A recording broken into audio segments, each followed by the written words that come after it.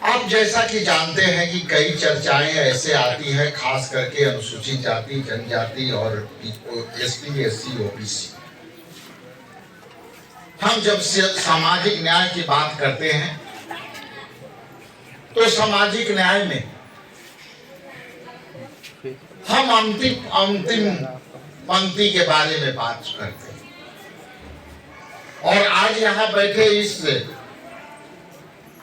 ऐतिहासिक नाम से जुड़े बाबू जगजीवन राम जी के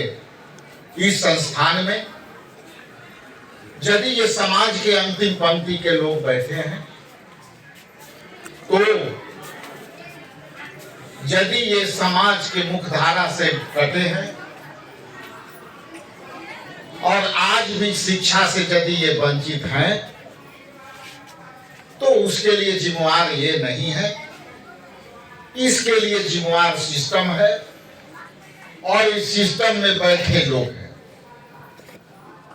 जैसा कि आप जानते हैं कि कई ऐसे स्कीमें चलती हैं जो बिहार के स्कीमें हो चाहे केंद्र के स्कीमें हो, लेकिन जब दशरथ मांझी जी की बात आती है तो कई बार मैं वहां गया, देखा, बातें तो सब अच्छी अच्छी करते हैं जैसा कि भागरथ मांझी जी भी कहे, और मैं उस बात को मैं भी दोहराता हूं। जब इस समानता के भाव है और यदि बाबा साहेब के दिए संविधान में यदि सबकी समानता की अधिकार है और आज भी यदि उनके मुख्य धारा से यदि कोई वंचित है तो यह सामाजिक न्याय नहीं हो सकता। यह यहां बैठे प्रबुद्ध व्यक्तियों, जो शिक्षित व्यक्ति है, उनकी जवाबदेही बैठ जाती है और आपको विश्वास दिलाते हैं कि आदरणीय राहुल गांधी जी, आदरणीय मल्लिकार्जुन खड़गे साहेब और केसी वेणुगोपाल जी के नेतृत्व में जो सामाजिक न्याय की बातें उभर करके आई और सामाजिक न्याय में वह शब्द है जो यहाँ बैठे लोग वंचित हैं, उनके लिए यह सामाजिक न्याय। कई लोग सामाजिक न्याय के नाम पर सत्ता में तो आ गए और सत्ता का लाभ भी ले रहे हैं, लेकिन ये देखना होगा कि जो लोग सामाजिक न्याय के लड़ाई लड़ करके आप उनको अधिकार दिया और सत्ता में बैठ करके आज वो सामाजिक न्याय की बातें भूल गए। इसलिए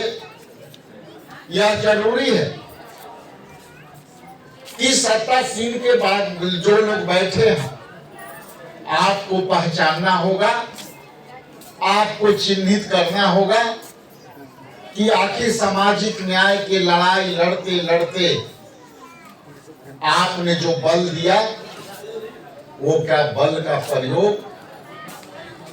समानता के लिए आई, आपकी अधिकार के लिए आई। तो कहीं भी आप देखेंगे और जैसा कि आप ईंट में, भट्ठों में, खेत में, खलिहान में, टूटे फूटे झुंगी झोपड़ियों में आखिर ये अपने आप को बसर करने में क्यों विवश है। हम केवल सरकार के कटघरे में नहीं खड़े कर सकते, हम उस सिस्टम पर कोई भी सवाल खड़े कर सकते हैं जो सिस्टम में बैठे लोग आपकी आवाज नहीं बन सके। साथ ही साथ आपको भी ये समझना होगा कि आखिर जब संविधान में आरक्षण की बात आती है, संविधान में सामाजिक न्याय की बात आती है तो हम यदि आरक्षण के दायरे में आते हैं और वो दायरा आज बढ़ाने की मांग हो रही है, तो यदि वो दायरा बढ़ता है तो उस दायरे के लिए हकदार कौन होंगे, ये भी साथ साथ चिन्हित करना होगा। राहुल गांधी जी ने जब सामाजिक न्याय की बात करते हैं तो उसमें जाति जनगणना की भी बातें होती है, और जब जाति जनगणना की बातें होती है तो उसमें जिसकी जितनी हिस्सेदारी उसकी उतनी भागीदारी के बात होती है। और जब जनजातीय जनगणना होगी तो यह एक सारे के समान काम करेगा कि आखिर यहाँ जो लोग मांझी समाज के लोग हैं, भूइया समाज के लोग हैं, पिछड़े हैं, अति पिछड़े हैं, उनकी आखिर आर्थिक सबलता, शिक्षा से वंचित होने वाली जो समाज यहाँ बैठा है, उनको भी जब हम जातीय जनगणना करेंगे तो हमें ये भी पता चलेगा कि हम मांझी समाज के प्रति हमारी आर्थिक सबलता